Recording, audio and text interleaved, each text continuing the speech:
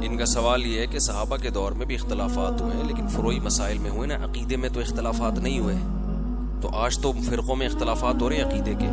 تو خوب سمجھ لیں کہ عقیدے کی بھی دو قسمیں ہیں، ایک اسلام کے بنیادی عقائد اور ایک وہ عقائد جن کے بارے میں قرآن و حدیث خاموش ہیں، وہ اجتہاد ہے فقہا کا. تو وہ عقیدے جن کو قرآن و سنت نے واضح کیا ہے ان میں کوئی اختلاف آج بھی نہیں ہے، اور اگر وہ اختلاف کرتا ہے تو وہ گمراہ ہے. جیسے عقیدہ توحید ہے، اللہ ایک ہے، ٹھیک ہے نا. اس پر میرے مستقل یوٹیوب پہ لمبے لمبے بیانات ہیں، اگر میں زیادہ لمبا جواب دوں گا تو باقیوں کے سوال رہ جائیں گے. کچھ عقائد ایسے ہیں جو قرآن و سنت میں اس میں وضاحت نہیں ملتی، وہ استدلال کیا گیا ہے. جیسے المحند المفند کے کچھ عقیدے ایسے ہیں، کوئی بھی رائے رکھ لے، یہ بھی رائے ٹھیک ہے، دوسری رائے بھی ٹھیک ہے.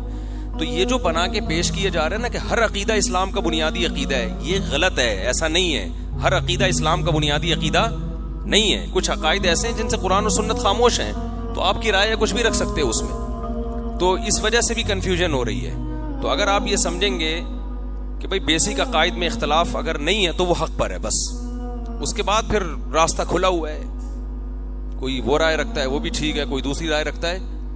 جیسے ہمارا یہ عقیدہ ہے کہ نبی کی مٹی جو آپ کے جسم کو چھوتی ہے وہ عرش سے افضل ہے. اس پہ بہت سارے دلائل ہیں، وہ تو ہمیں بات نہیں کرنے دی محترم نے. تو پھر ہم نے کہا کیونکہ میری نظر میں یہ عقیدہ اتنا اہم ہے ہی نہیں کہ میں اس پہ بیٹھ کے گھنٹوں گھنٹوں بیانات کروں، ٹھیک ہے نا.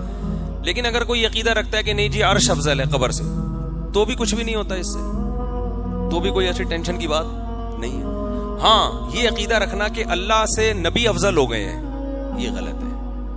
نبی کو ایسا مقام دے دینا کہ اللہ کے برابر کر دینا. تو اللہ کی ایک مخلوق ہے عرش اور ایک مخلوق ہے مٹی. تو اللہ کی ایک مخلوق کو دوسری مخلوق پر فضیلت دینے سے یہ لازم نہیں آتا کہ اب اللہ نبی کو اللہ پہ فضیلت دے رہے ہیں. گڑبڑ یہاں سے آ رہی ہے. باقی جو مسئلہ ہے نا کہ اتنے سارے فرقوں میں کریں کیا، اس پر میں کئی بار بیان کر چکا ہوں کہ کل بدعت ضلالہ، ہر نئی چیز کیا ہے؟ بدعت. صدیوں سے جو چلا آ رہا ہے نا اس کو چینج کرنے کی کوشش نہ کریں، چاہے وہ قرآن و سنت کا کیسا ہی لیبل لگا دے اس پہ، جو صدیوں سے چلا آ رہا ہے. کیونکہ حدیث میں آتا ہے امت گمراہی پہ جمع نہیں ہو سکتی.